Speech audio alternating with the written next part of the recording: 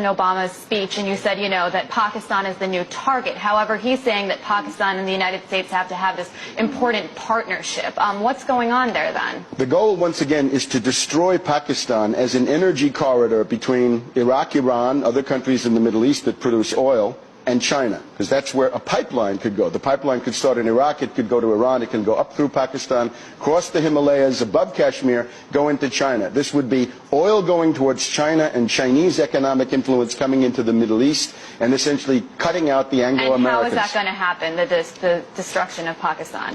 The idea is to provoke a civil war. In other words, take the existing civil war inside Afghanistan and massively export it.